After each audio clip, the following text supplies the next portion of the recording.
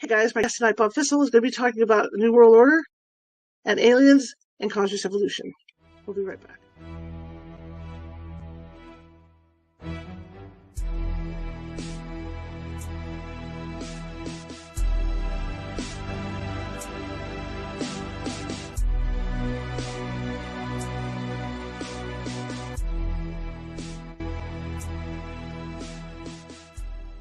Grab your popcorn and snacks.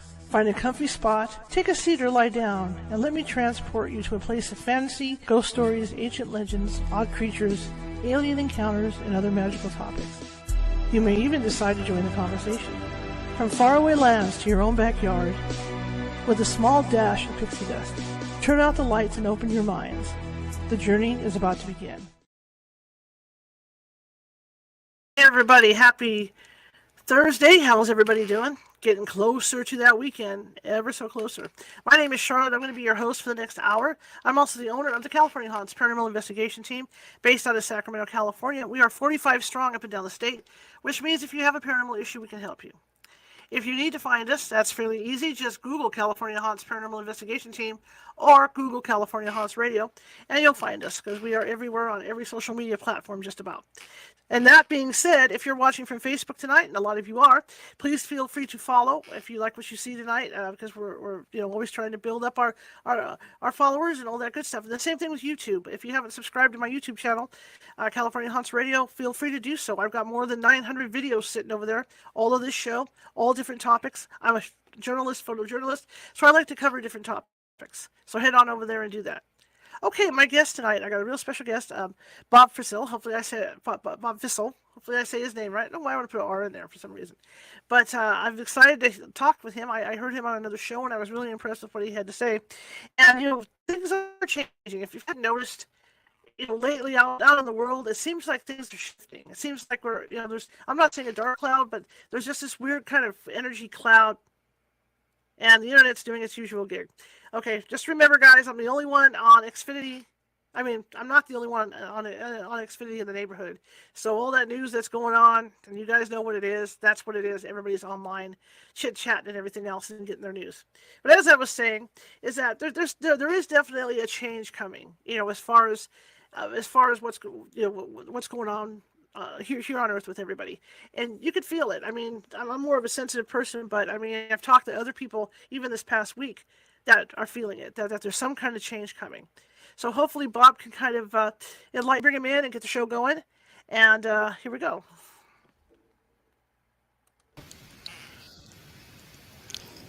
Hello, sir. Hello, can you hear me? I can hear you fine. Mm-hmm. Having a little trouble hearing you right now ever since you, well, we'll be okay. Let's first clear up the mystery of my name. It is Frissell, not Frissell. Okay, sorry about Okay. that. I was trying to get it right. You know what I mean? I feel bad about that. I'm sorry. I've heard Frissell many times. Please believe me on that one. So you're not the only one. I'm horrible with names to begin with, so I was just trying to get it right. I'm so sorry. Can you tell me a little bit about you, sir? A little bit about me? Yes. Yeah. Well, I guess the most obvious thing is that I'm the author of a couple of books that are, I don't know, perhaps raising a little bit of controversy. If that's the case, I'm all for that, because I'm about lifting the veil. And my latest book, Catching the Ascension Wave, certainly does that. What put me on the map was nothing in this book is true, but it's exactly how things are. And that was, goodness sakes, that book came out in August of 1994. Now, people who have read the original version of Nothing in This Book is True might be very interested in knowing that we've updated it. The 25th anniversary edition is basically a brand new book. It's got 10 completely new chapters, and it just really continues where the original version left out. So you put those two books together, excuse me. Hope my voice holds up. We'll see. I'm just kidding. I'll be just fine. But you put those two books together, and obviously I'm not speaking about, gee, it's just another nice day, and nothing major is happening out there. What I'm Mhm. talking about is nothing less than a huge, consciousness shift, a Mhm. great awakening, as I like to call it, that we are very much in the midst of right now. And with that said, it may not look like that's what's happening to many people because it's just stirring up a lot of dirt. But I Mhm. would submit that that's an essential part of the process. I'm sure we can get into that as we Sure. continue, Sure. and it just goes from there. The Great Awakening is just the beginning of all of this. I think that this is going to lead to something that is almost beyond our ability to imagine, but I'll do my Mhm. best to unpack it and maybe have a little fun along the way. So glad to be on your show. Thanks for asking me. And let's rock and roll. And again, I apologize about your name. I'm horrible with names, always have been. And yeah, it's just one of those days. And I was having technical difficulties coming in here too, so it's just been a day. Murphy's Law kicked in today. I'm excited to have you on. Let's talk about this awakening because, like I said, I've talked to a lot of people this week alone who have said that they feel that there's just something in the air. You can just feel something coming.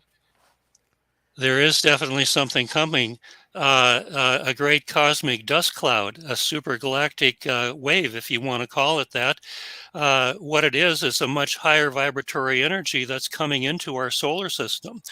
Hmm. This is well documented throughout the secret space program. Oh, there's a can of worms right there. Right. Um, Yes. I got lots of can of worms in my toolkit.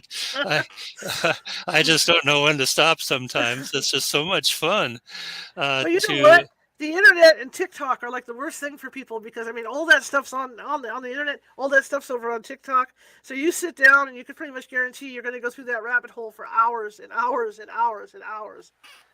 Well, I tell you what, I only write about stuff that is truly intriguing and interesting to me because of all the research you have to do.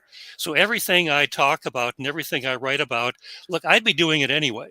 Even if Hmm. I wasn't an author, even if it wasn't my work, it would Hmm. most certainly be one of my most favorite hobbies. And so, when your work becomes your pleasure, the distinction Hmm. between the two becomes quite hazy. And Right. I deeply enjoy what I'm doing. So with that being said, this great higher vibratory energy coming into our solar system. Look, we've been told, you might say, forewarned about this from as early as the 1950s. In Catching the Ascension Wave, I have a whole chapter that details this. It's called, I think, Contact in the Desert, something like that. Hmm. And what it's talking about is, first of all, there's many other ET races that have been visiting our planet for a long, long time. And I'm very much about lifting the veils. And I don't even consider the possibility, are we alone or nonsense like that. The universe is teeming with life, and most of it is far more intelligent and more advanced than we are. Hmm. And so most of them also are benevolent ETs. And they've been telling us since the 1950s that there's great changes that are coming. Uh, it's of particular interest to me to notice that there was a Canadian radio communications engineer back in the 1950s. His name was W.B. Smith, and he was actually commissioned by the Canadian government to check into the UFO phenomenon. Hmm. He quickly realized that even though he got pieces of the wreckage from Roswell and he talked to airline pilots and all of that stuff, you know, that's only going to take you so far. What he began to realize is that he needed to talk to actual contactees and perhaps even become one himself. Well, what greater place to look than to go to Joshua Tree in California? Because back in the 1950s, they would hold an annual UFO conference. Typical attendance was about 5,000. Now, that's a lot of people, and for one A lot of conference. people. And a lot of them were saying, hey, we're contactees. And, we've been visited by these guys. And it's just, whatever else they had to say about that. Well, W.B. Smith is going, well, that's interesting, but, is it real? Hmm. And so what he did was he devised a 100-part questionnaire. Now, if you were who you said you were, you would answer it in a certain way. And if you Hmm. weren't, you can't fake it. And so that gave him some pretty clear, a pretty clear direction of who to listen to and who not to. That, coupled with the fact that he became friends with an author, a big author back in the day, a guy by the name of George Hunt Williamson, who wrote a number of books. Perhaps his most famous book is called Road in the Sky. And in Road in the Sky, he details how these contactees, George Hunt Williamson was a contactee himself. He details what these contactees have to say, the common denominator, if you will. And what they're all saying is that there's this great cosmic dust cloud coming in. I like to call it just a much higher vibratory form of energy, literally fourth dimensional, higher dimensional energy that's coming in. And what I mean by that is that here we are on the third dimension. And let me put it this way. Nikola Tesla, probably the most brilliant scientist we have ever had, said if you want to understand the universe, it would be wise to think of it, to see it in terms of energy, frequency, and vibration. And he's absolutely right, of course. He was absolutely right.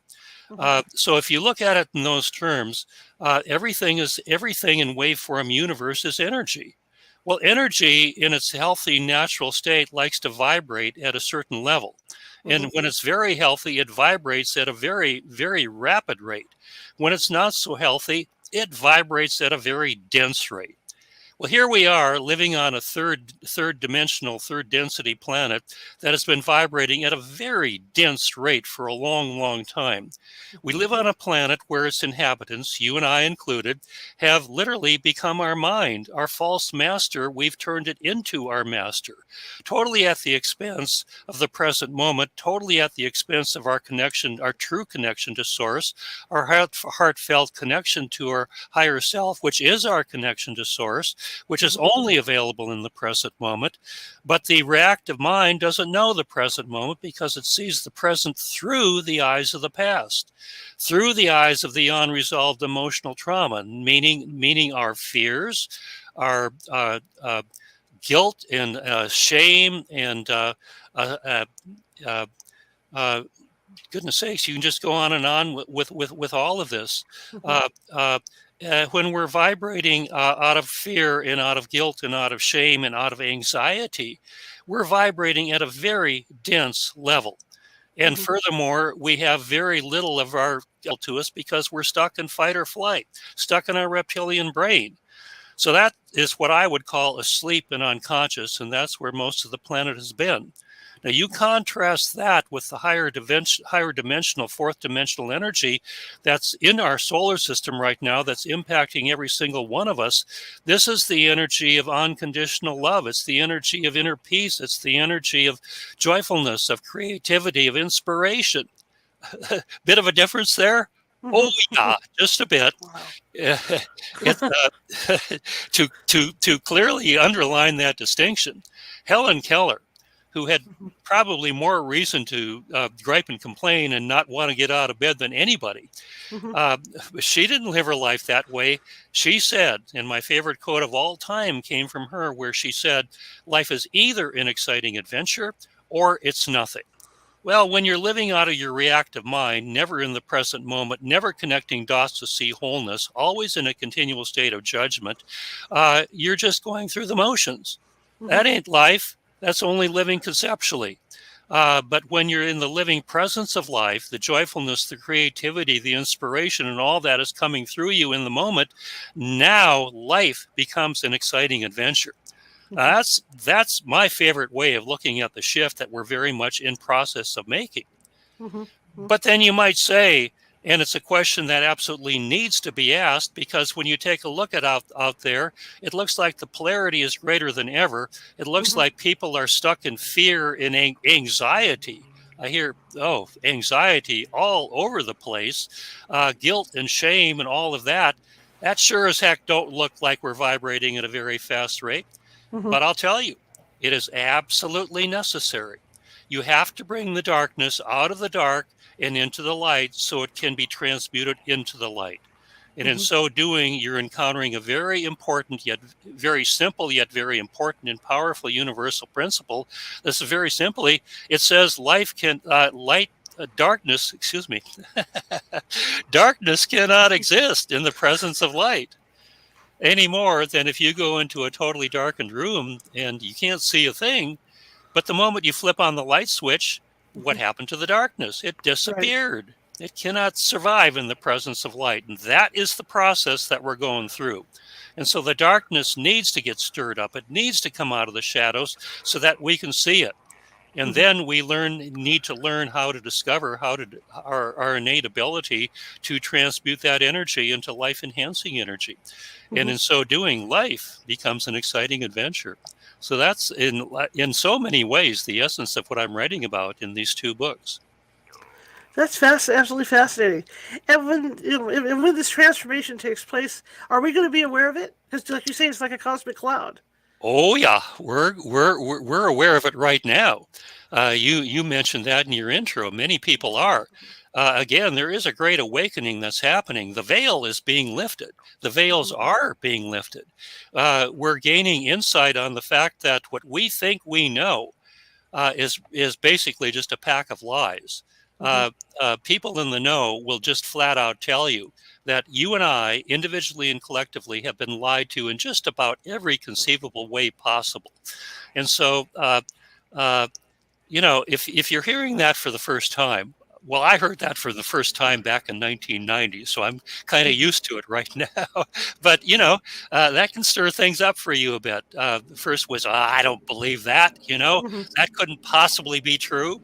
But then you dig into it a little bit deeper, and then you begin to realize that, holy cow, maybe there is some truth to it. That maybe we need to dig a little bit deeper and just keep lifting this veil. So there's all of this going on, and the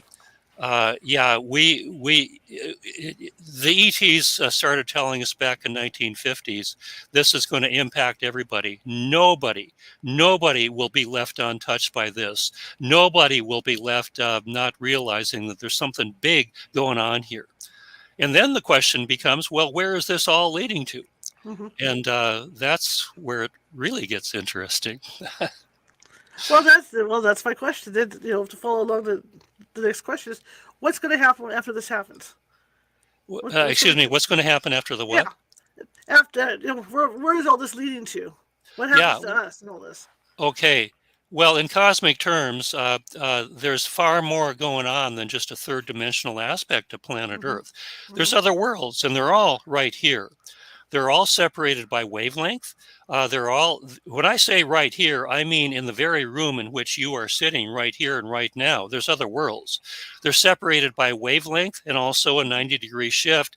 And interestingly enough, discovering and remembering your innate ability to make that 90-degree shift and change your conscious wavelength. Well, that's all going to be taken care of for us, because what I'm talking about is that we are living on a planet that is very much, even though it's third dimensional or third density, we can use those two terms interchangeably. Third dimensional right now ain't going to be that way for much longer. We are very much in the process, and what this great cosmic dust cloud, this higher vibratory energy, the significance of it is that it is the precursor to nothing less than a shift from third dimensional Earth into its higher vibratory rate of the fourth dimension. And we're told by a document that I absolutely refer to quite a bit in Catching the Ascension Wave, because I trust it. I trust it deeply. It's called the Law of One. And what the Law of One says is that life on the fourth dimension, if you can imagine, is 100 times more harmonious in every conceivable way than even your very best moments here on third dimensional Earth. So just stop and think for a moment. My very best moments, you just woke up and everything that possibly could have happened in your favor, it all happened in that one day. You had a day of heaven on earth. Now, that's a pretty good day. We don't have all that many of them. Right. But can you imagine living where every moment, every day is 100 times more harmonious in every conceivable way than even your very best moments here on planet Earth? That's what awaits us. So the question is, well, what needs to happen in order for us to get there? Right. That's an interesting discussion too. Well, we're here today. That's what we're here for. So let's talk Yes, about we're here all this. for, aren't we? Yeah. I'm really eager to learn about all this. Oh, I just love to talk about this stuff. Thanks for having me. Absolutely. I get excited and just really inspired by it. Just every time I have the opportunity to dig into it. Yeah, yeah. So what's going on here is that we're very much at the end of a cycle, and a dimensional shift is such that. Well, let me refer to the law of one, and the question is, who's going to make it through? Everybody? Nobody? Somebody? What's the deal here? Mm-hmm. Well, the law of one goes into, and by the way, I go 2.6 billion, billion years, not million, billion years back into our cosmic history, where I talk about a race of beings that graduated into fourth density 2.6 billion years ago from our neighbor Venus. They are collectively known as the ancient builder race. They are currently six-dimensional, and they are the collective authors of the law of one. And so when six-dimensional beings speak, I listen. Mm-hmm. And the best source of all of that by far I've found is the law of one. It'll capture imagination and keep you going for a long, long time. And it sure helped me in writing a great book. So thanks, Ancient Builder Race. What they say is that typically on a third dimensional planet, there are three 25,920 year cycles. Interestingly enough, that's the great year, also known as the precession of the equinoxes. And that at the end of the first 25,000, let's just round it off, 25,000 year cycle, typically 40% of the planet ascends into the fourth dimension. Mm-hmm. The remainder, the roughly 60% who did not make it, they're going to remain. And evidently, they need a few more lifetimes to work through their karmic debts so that they too can become ascension ready. The law of one goes on to say that at the end of the second 25,000 year cycle, most of the remaining 60% who did not make it the first time will go through this time. Mm-hmm. Then at the end of the third 25,000 year cycle, they say that for the few who did not make it through, this is it. You're going this time because the planet is going to cease to be useful on a third dimensional level. And that's a whole story unto itself. We're going to have to talk about it in order to cover all of the bases. And so then there might be the possibility, there is very well the possibility of what happens to those who didn't make it. Mm-hmm. And the answer is they are taken. There's certain benevolent ET races out there whose one of their main functions seems to be transporting non-ascension ready individuals from a third dimensional planet that in law of one terms ceases to be useful on a third dimensional level, that's putting it mildly. They're transported to another third dimensional planet where they can take as many lifetimes as they need to repay their karmic debts so they too can become ascension ready. Mm-hmm. Okay, so with that said, what happened here on planet Earth? We're at the end of the third 25,920 year cycle, by the way. At the end of the first cycle, nobody made it through. What? Nobody? Yeah, that's not very good. Well, track record so far. Yeah. What a planet of retards. What kind of people are we over here, man? Yeah. At the end of the second 25,000 year cycle, only 157 made it through. They became ascended masters and they stayed with the Earth. So the great question is now, we're at the end of the third cycle. What's going to happen here? Mm-hmm. Well, the law of one states very clearly that you and I individually and collectively have a choice to make. And that is to be of service to self or to be of service to others, to be of service to the greater good is the way I'd like to put that. Now, the universe doesn't punish you it doesn't stop you. It does punish you, if you want to look at it that way. It doesn't stop you from being of service to self. And service to self is the violation of what the law of one calls the first distortion. They just flat out say that everything here is an illusion. It's the only thing that's real is the original thought, which is the infinite creator. all of whom you and I included are a perfectly functioning hologram of thereof, and as is everything else throughout waveform universe. But they say that if you are in violation of the first distortion, which is within this illusion, there is right and wrong. They go on to say in the illusion, everything is perfect. There is no right and wrong. But then they qualify that by saying that within this illusion, this illusionary waveform universe, there is right and wrong. And the ultimate distortion is if you violate the free will of others for personal gain. In other words, what's in it for me, and I don't care what happens to you. You're gonna be going around the karmic wheel for a long, long time. That's an enormous debt that needs to be repaid. If, on the other hand, you wake up and wise up enough to recognize the greater good is just you, there is really no separation, then the golden rule, do unto others as you would have them do unto you. Do the right thing is a very simple way of putting it, right, which is not always the easy thing to do.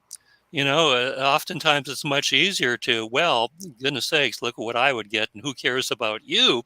But what about what's in the best interest of all of us? That's doing the right thing.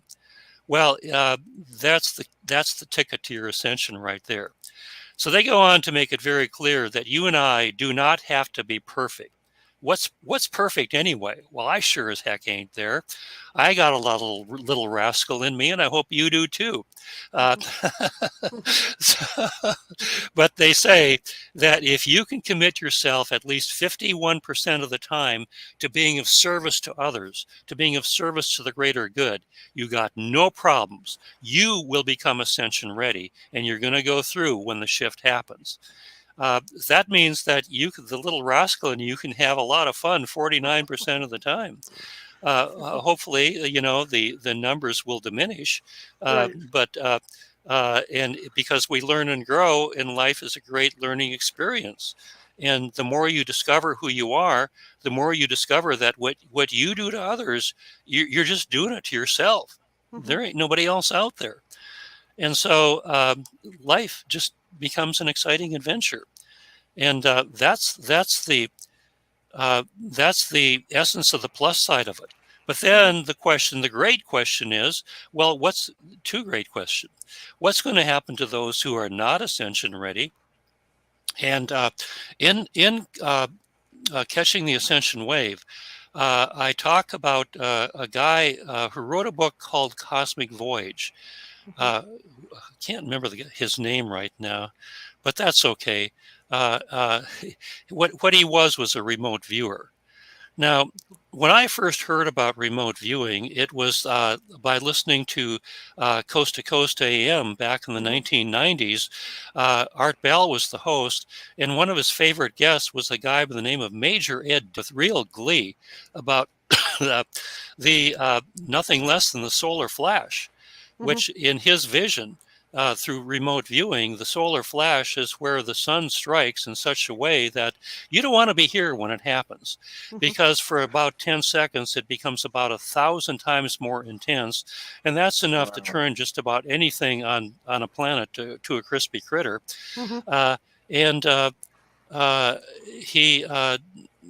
He was seeing the destruction well, I wouldn't say almost certainly, but there's a very great likelihood that it will happen. Not to worry, though. Major Ed Dames was only seeing the dark side. He did not see the ascension. He did not see how benevolent ET groups will come in here before that solar flash and transport anyone who's not third dimensional ready to a third dimensional planet where they can have as many lifetimes as they need to become ascension ready. Well, Courtney Brown, there's the name of the author of Cosmic Voyage. It was a book that was written in 1996.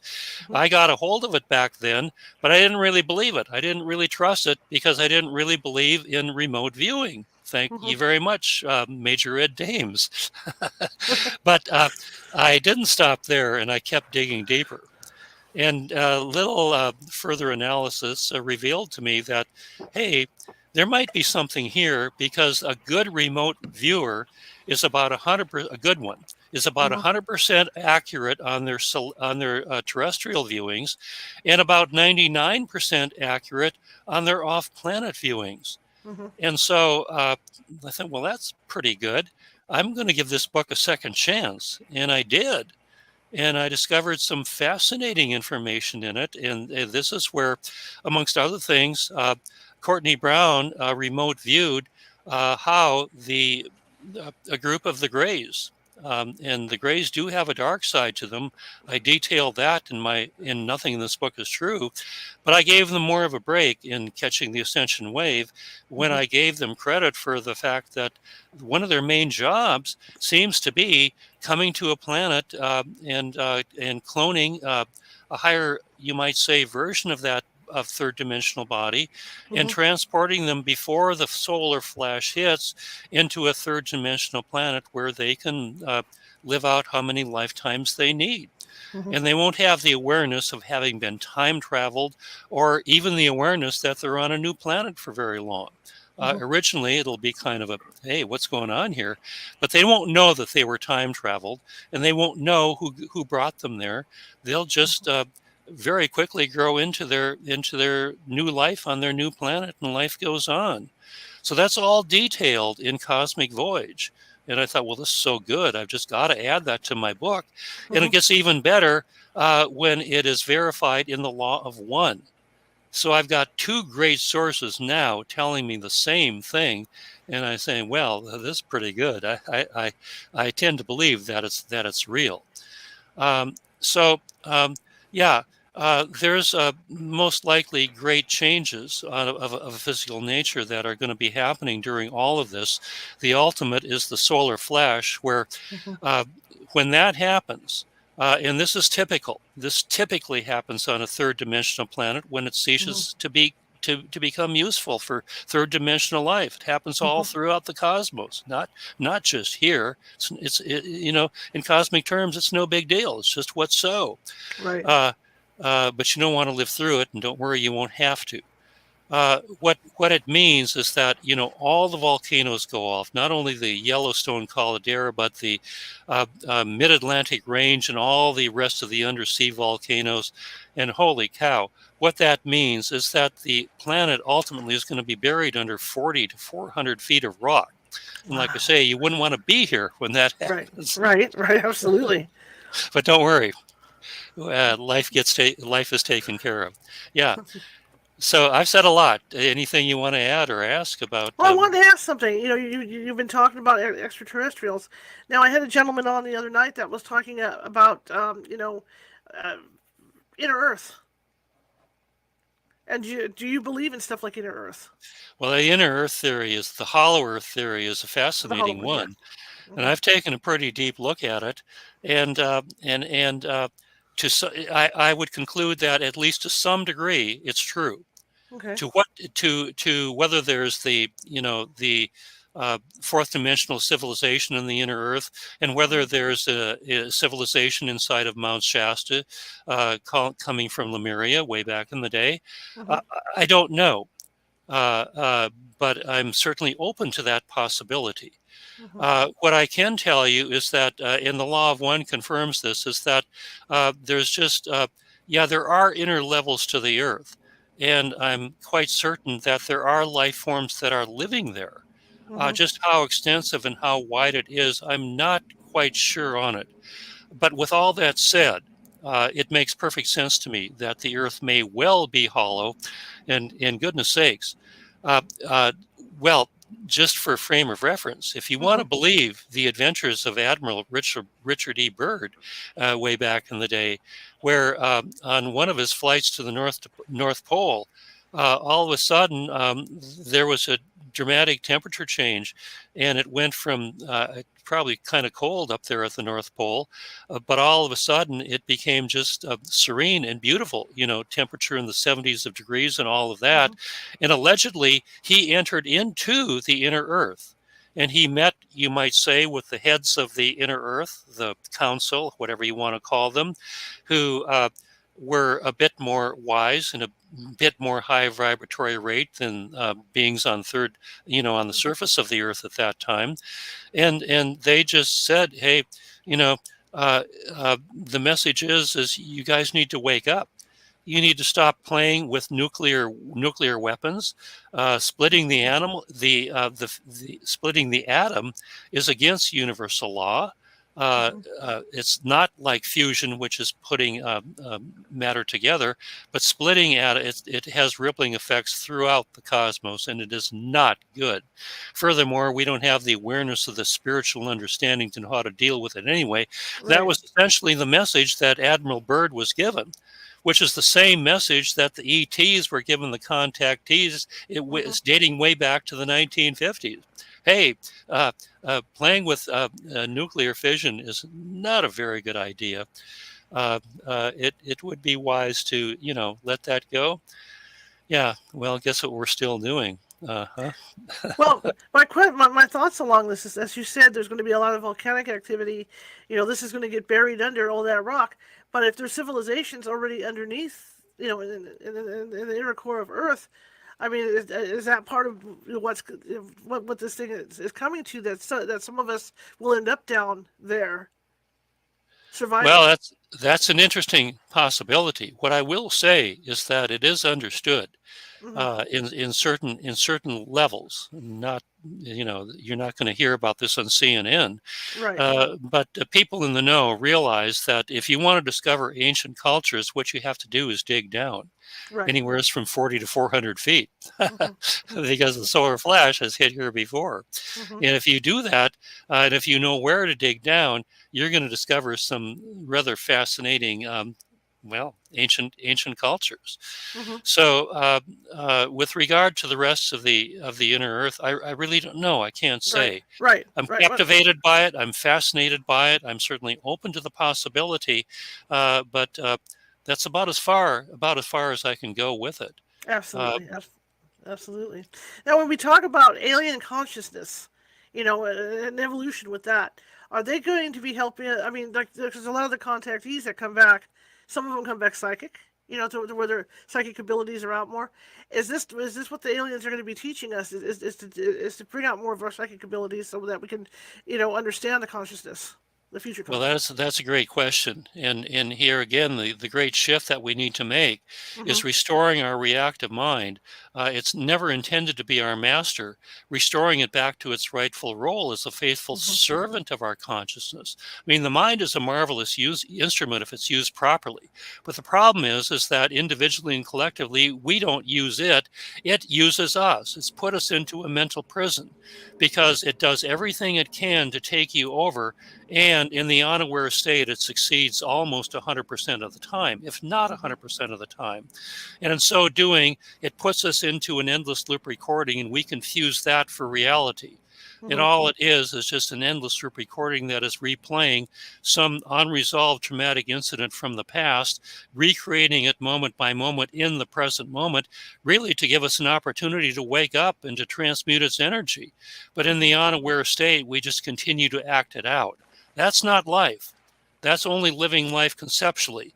The analogy I like to give for that is that just imagine that you go into a restaurant, you sit down, and you're given the menu by the waiter or the waitress.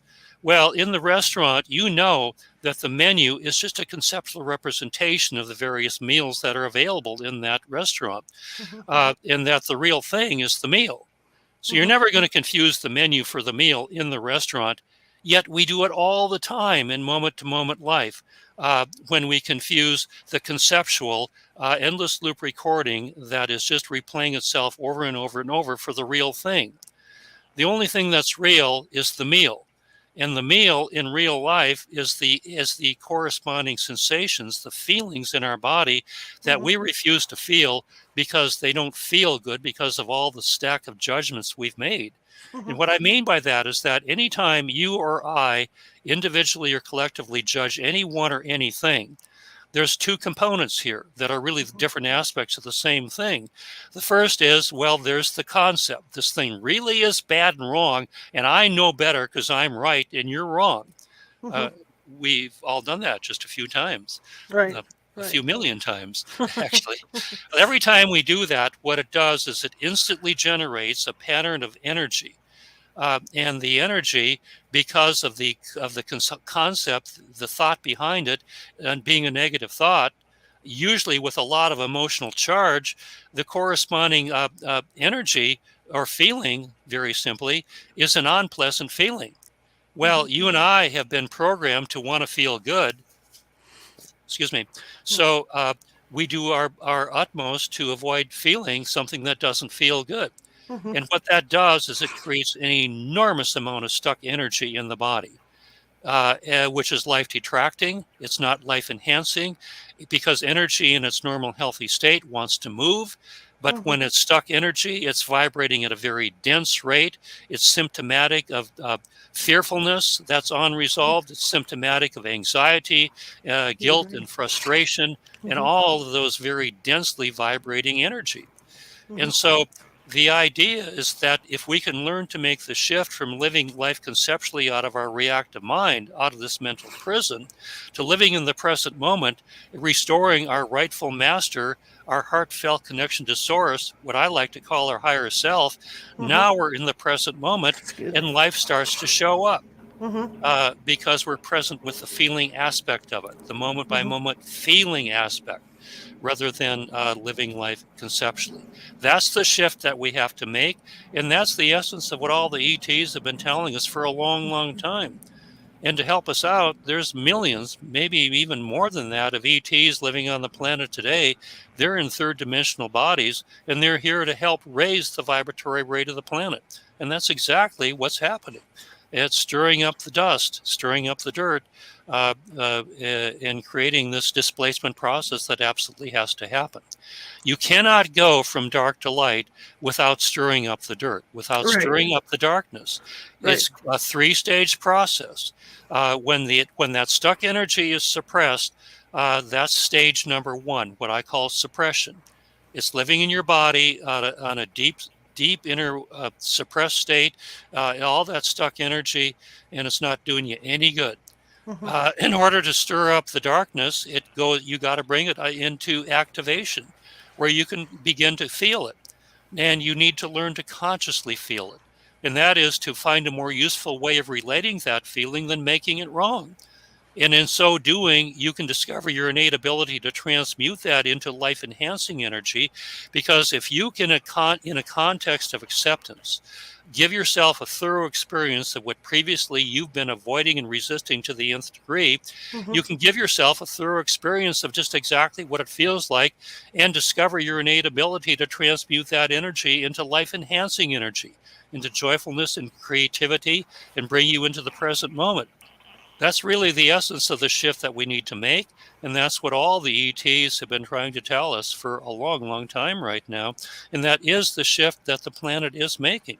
So it doesn't happen overnight. The polarity is only going to get wider. Between now and November 5th, there's going to be all hell breaking loose. You just wait and see. And it's all going to turn out. It's all going to work out. Because let me put it this way. The law of one makes it very clear. What they say is that the planet Earth, is supposed to look like the train is coming off the tracks, like it's becoming derailed. That's the necessary healing and process, and that's exactly the darkness being stirred, being brought into the light of day so it can be transmuted. Law of one is very clear on that, and that's what and that's really the essence of this shift that I'm giving in my books, of the shift that has to be made. And fear not, worry not, we are making the shift. And yeah, it's a growth process, it's a transition. It doesn't mean it's always going to be pleasant and easy. It means that we're waking up. And that's a good thing. Well, while you were talking, excuse me, my mouth. While you were talking, I was just thinking about, you saying the aliens are probably already here. Maybe that's what the hybrids are.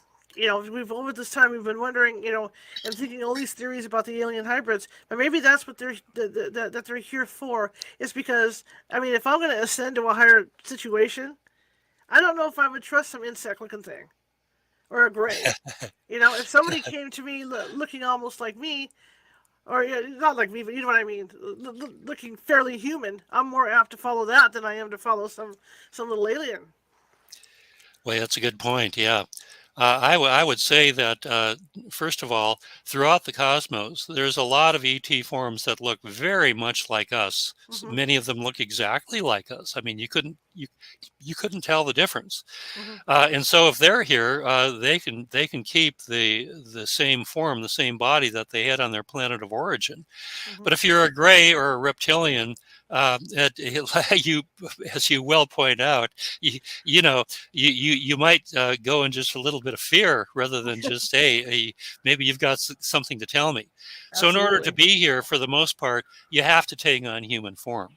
Mm-hmm. That's just the vehicle that is necessary to be vibrating at this rate on third dimensional Earth. Mm-hmm. It makes perfect sense.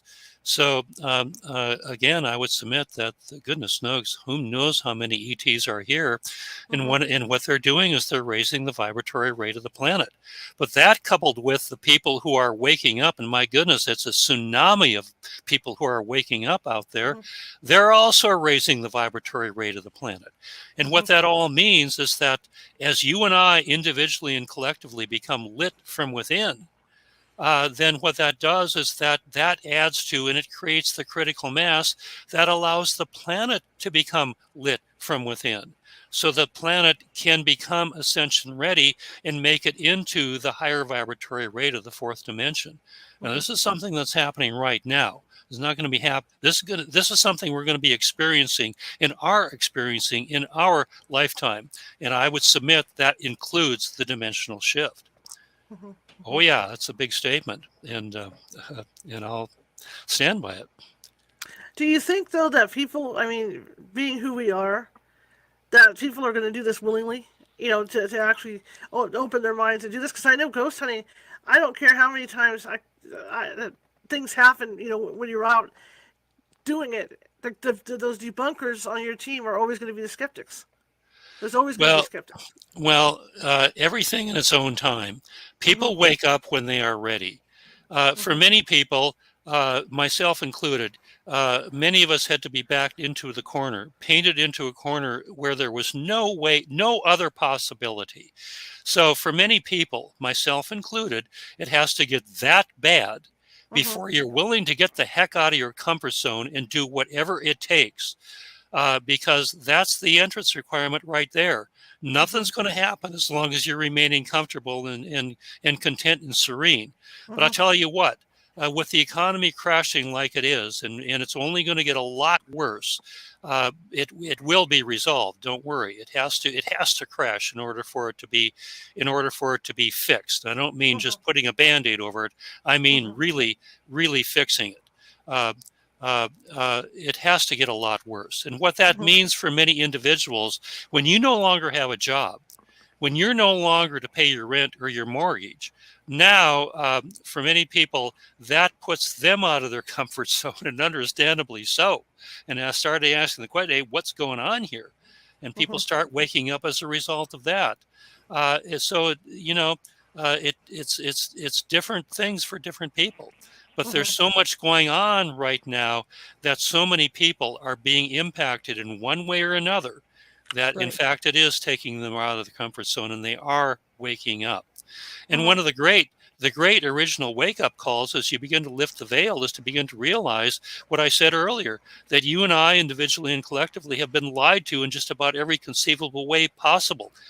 Do you trust your government? Hell no, is the overwhelming response right now, and rightfully so, because they are just we're being run by a criminal syndicate, and that needs to be dealt with. Hello,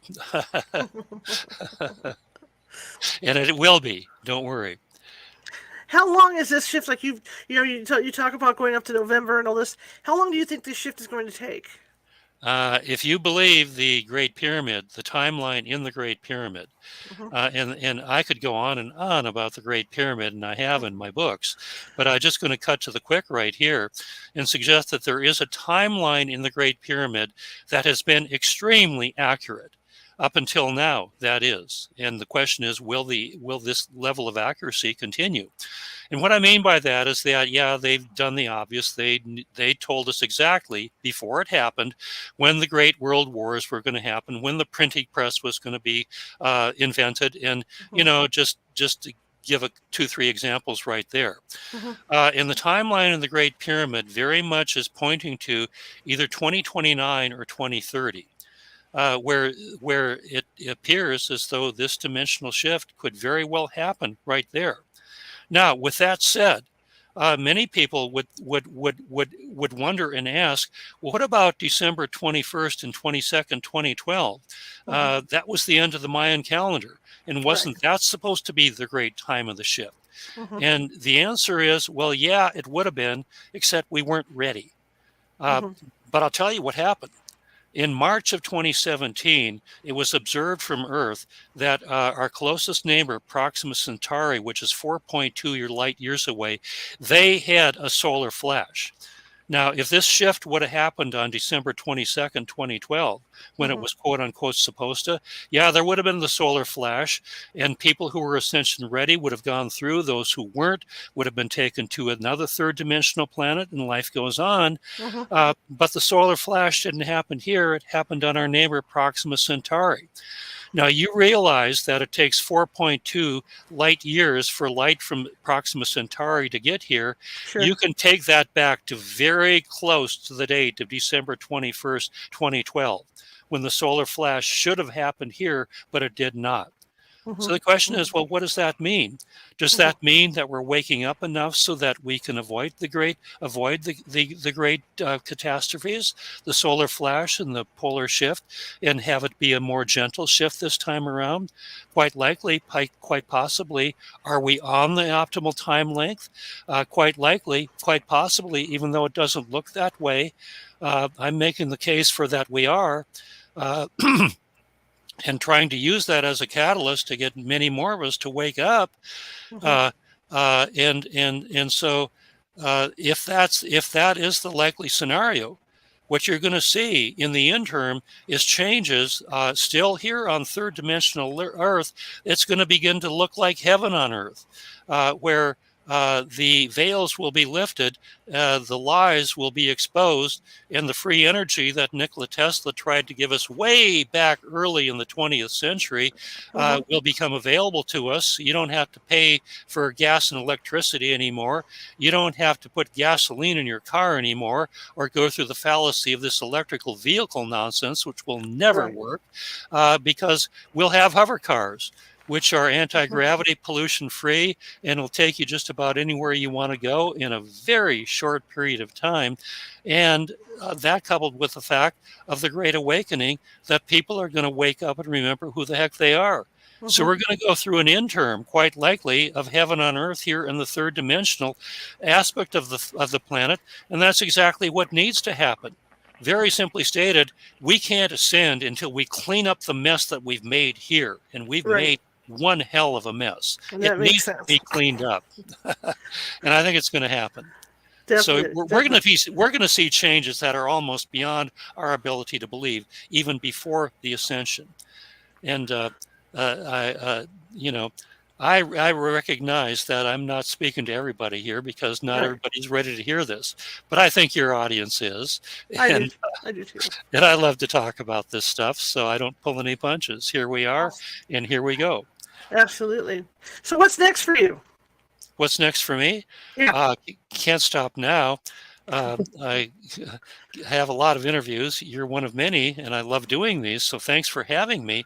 And of course, another book is in the cards. It has to be, because I've got so much. You don't put everything you know into a book, right? You got to leave a little bit. And I've been, there's a lot of research that I still need to do. It's a labor of love, believe me, and that's what's next. That in combination with working with my clients, for people who really want to get on the fast track, what I do is I have a technique that I call Breath Alchemy that I give in great detail in my books. I talk about it there, that if you really want to discover and master your innate ability to your innate ability to transmute what had been life-detracting energy.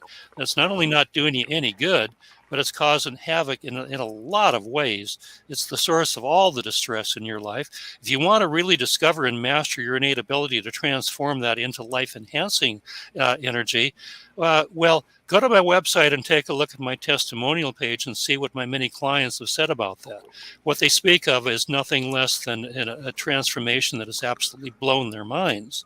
Mm-hmm. So that's what I do on a one-to-one basis, and I do it because it's my way of contributing to the whole, and I love doing it because there's really nothing I'd rather. I mean, goodness sakes, to see all these individuals make this transformational shift. Please believe me when I tell you it brings me great joy, and it turns life into an absolute exciting adventure. So I wake up in the morning with a smile on my face because this is what I get to do every day. Absolutely. And I love it. What's your website again? It's bobfrissell.com, and my books are available on Amazon. Catching the Ascension Wave and the 25th anniversary edition of Nothing in This Book is True, but it's exactly how things are. And I think if you go to Amazon and check those books out and order them, I think you're going to be really glad that you did. I had a ball writing them, and my great goal whenever I write a book is that I want it to be so interesting and so exciting that you're going to have trouble putting it down once you start it. And that's the overall feedback I get. I just can't put it down. And I said, well, too bad. That's the way I wrote it. That's what you signed up for when you got the book. So that being said, that's what I'm up to, and that's what I'm doing. All right. Well, thank you for coming on, and we'll try and get you on another time as well. Okay. Anytime, any place. Lots more to talk about. So thanks for having me. I've really enjoyed it. All right. Bye-bye, sir. Okay, I learned a lot, and that's what this show is about, is education. And yeah, like I said earlier, I can feel that change coming. There's something in the air right now. Okay, tomorrow we'll be back 6:30 p.m. Pacific with medium Nancy Matz. I don't know what her topic is yet, but I'm sure it's going to be a doozy. So I will see you guys tomorrow at 6:30 p.m. Pacific. Have a great night, and bye.